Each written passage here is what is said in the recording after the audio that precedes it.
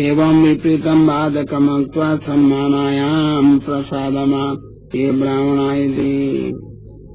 ब्राह्मणा मयि दिया क्षिपन्तो अर्चयन्ति तुष्यरुदः स्मितसुधो क्षितपद्मवक्त्रा वाण्यानुरागकवलया आत्मज गुणन्त संबोधयन्तम् अहम् इव अहम् उपारुतस्तै। श्लोक 11। क्षिपतो अपि ब्राह्मणान् अर्चयन्ति तैरहमेव उपारुतः सर्वपुरुषात् रूपो अहम् तत्समीपे चेत् सिद्धा एव सर्वपुरुषात् तेषु बन्धुत्वेन अपकारभयात् लोकापकीर्तिभयाद् वा दम्भेन वा अर्चयन्ति तदा न इदं फलम् किन्तु मयि धिया भगवद्विषयकबुद्ध्या अमत्तनुरिति अथवा मयि या बुद्धिरस्ति ब्राह्मणः सर्वथा उपास्य इति तादृशबुद्ध्वा क्षिपतां ग्लानिः प्रयच्छन्तो अर्चयन्ति इति च अविरोध प्रदर्शने न्यायमर्थ कच्चित् शेषदेति भगवन् उपाधि उपारुति नाति प्रसक्ति सुदिनं तथापि तुष्यरदः ते चेत् क्रोधम् अन्तरेव समापयुः तदा महदनिष्टं स्यादिति तेषां क्रोधस्य भयनिर्वाणेन महान् ममोपकारो जातीति ज्ञानं हृदयतोषेतु इदमाते महात्मज्ञानेन भवति किञ्च स्मितेन सुधारूपेण अपेक्षितं पद्मसदृशं वक्रमेषाम् महात्मज्ञाने विद्यमाने अपि स्नेहनेव दोषजनः सहनम् मन्दहासत्व अन्तःक्षोभाजनक ज्ञापक तद्गतस्नेह रसः तन्निष्पणमेव प्रक्तो भवति बालकवत्ते समाक्रोश परं सन्तोषेतु भवति स्मितस्य सुधात्वम् तस्यामृतत्वं सकार्यं जनयति तदु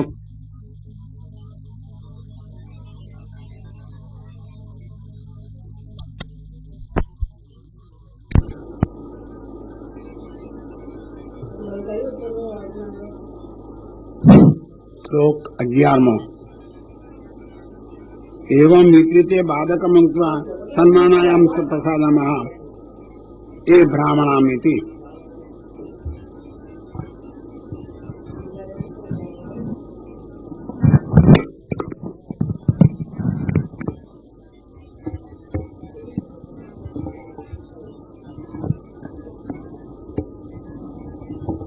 क्षिपतो अर्चयन्ति तुष्यद्रजः स्मितक्षीणो क्षितपद्मवक्त्रम् वाण्यानुराग कलया आत्मजपतो अपि ब्राह्मणान् अर्चयन्ति तैरहम् वा उपारुतः सर्वपुरुषात् रूपोऽहं तत्समीपे चेत् स्थितः सिद्धा एव सर्वपुरुषात् तेषु बन्धुत्वेन अपकारभयात् लोकापकीर्तिभयाद् वा दम्भेन वा अर्चयन्ति तदा न इदं फलम् किन्तु मयि धिया भगवद्विषयकबुद्ध्या मतनोरिति अथवा मयि वा बुद्धिरस्ति ब्राह्मणः सर्वथा उपास्य इति तादृशबुद्ध्या क्षिपतो गाली प्रयच्छन्तो अर्चयन्ति इति च विरोधप्रदर्शनेन नायमर्थ कच्चित् शेषति भगवदुपारुति नाति प्रसक्येति सुखिनः तत्रापि दुश्चरुदः ते चेत् क्रोधम् अन्तरेव स्थापयुः तदा मद अनिष्टं स्यादिति तेषां क्रोधस्य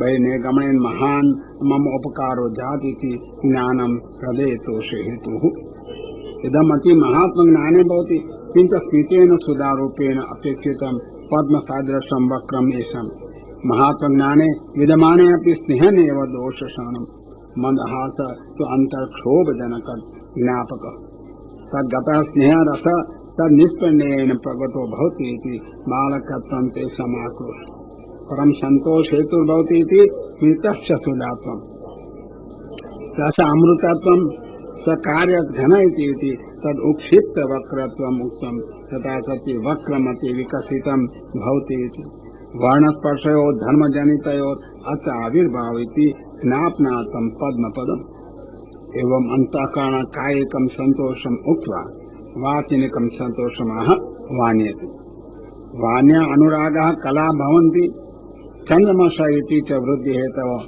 एवं काय वांग मनः प्रांत पुत्र एव भवन्ति इति दृष्टान्तेन तथा कर्तॄणां ब्रह्मभावो निरूप्यते। आचरणं कायिकदेवे ग्रहणं वाचा समोदयन्ति इति तवे व्यवहारार्थं सम्यक् बोधनार्थं वा आक्रोशे अपि न तेषु वैषम्यं कदाचिदपि सूचितम्। एतादृशानां दृष्टान्तो अहमेव ज्ञानार्थमेव उक्तं न तु स उत्कर्षार्थम्। यथा भृग्वती क्रमेण मया कृतमिति अर्थः अहम् उपारुत इति फलवाक्यं भिन्नम् अतो न पुनरुक्तम् तेषाम् उत्कर्षार्थम् अन्ते कीर्तनम्।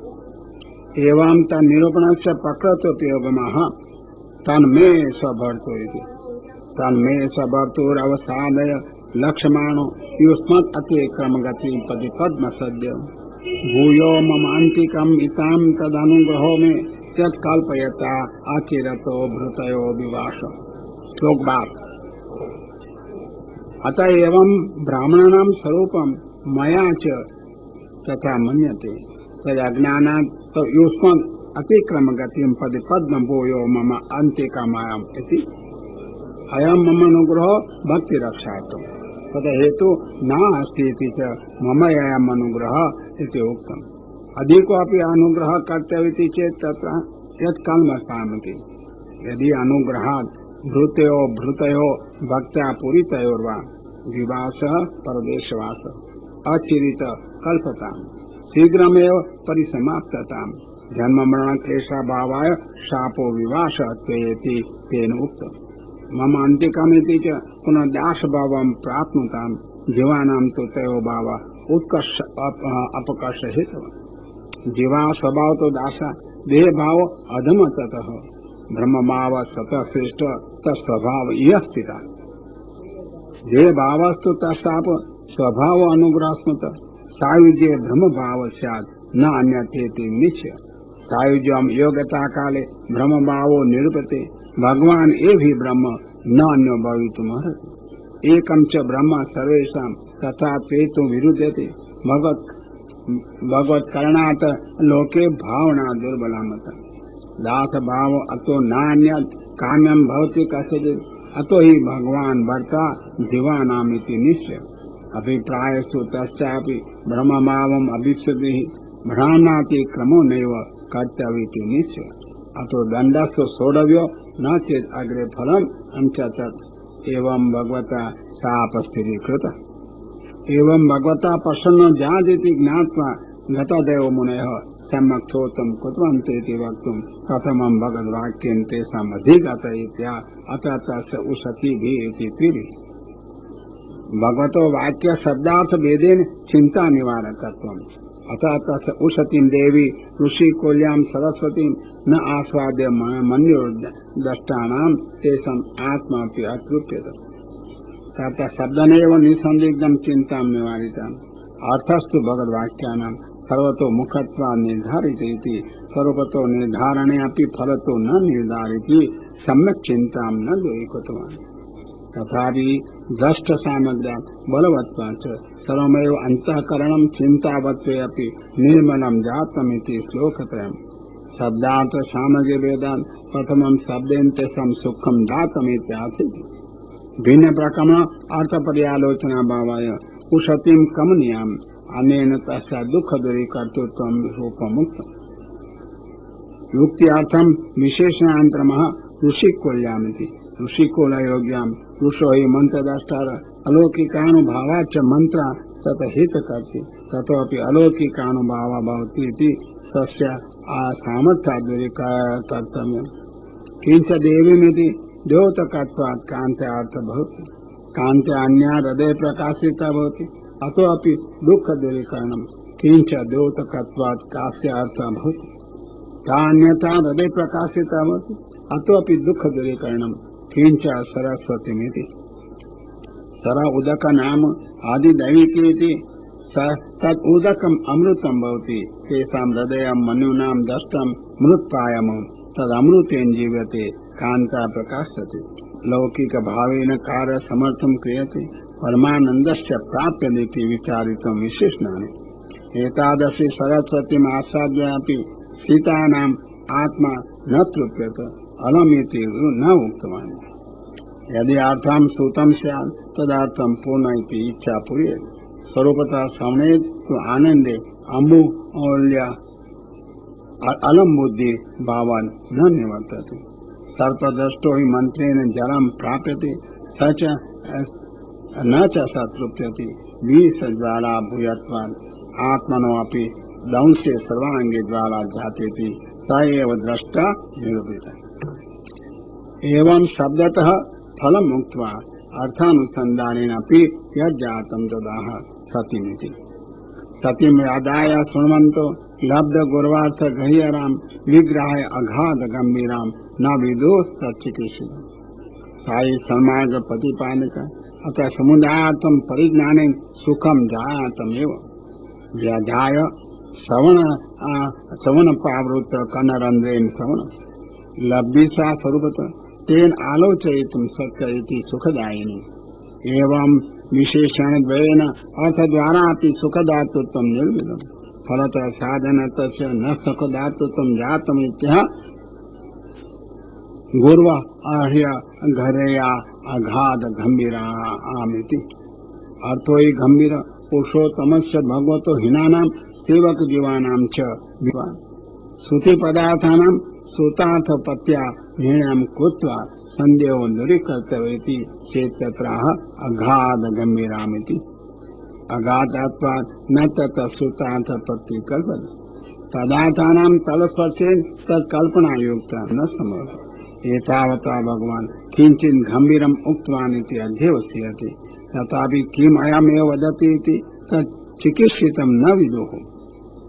विगहनम् अन्तःप्रवेश विचार्य अपि न विदुरित्य अंजल्यो विप्रा प्ररुष्टा कुपितश्च योगमाया आरब्धया पारमेष्ट महोदयास्य अतः सामग्रीं दृष्टा परमानंदो बहुविधो भासयति परुष्टा जाता।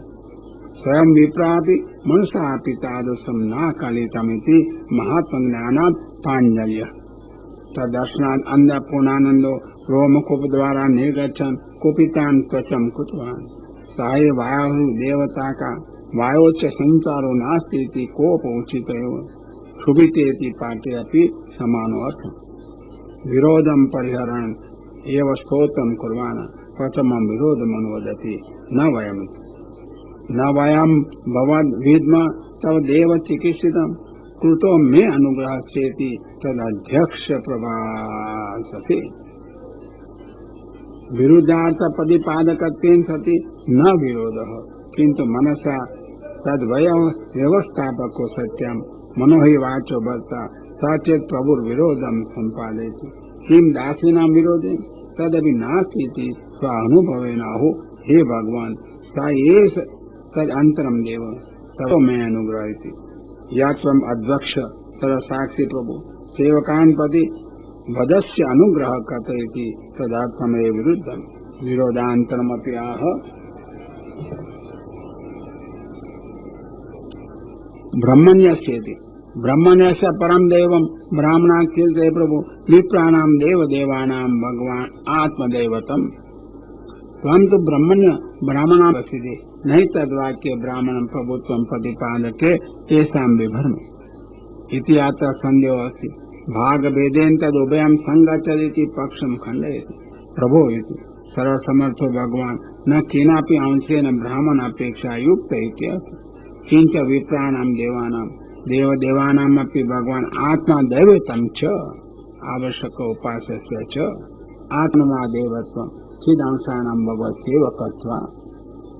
ननु अस्मत् उक्त प्रकारेणेव वेदो वदति इति तथैव शास्त्रात् ततो न सनातनो धर्मो रक्षते तनुभीत्वया धर्मस्य परमो गुह्यो निर्वाण अयं तो परमो धर्मो यद् योगेन आत्मदर्शनो इति। तयैव तनुभीर अवतारे स्वधर्मो रक्षते यदा यदा हि धर्मस्येति वाक्याच्च किंच त्वं धर्म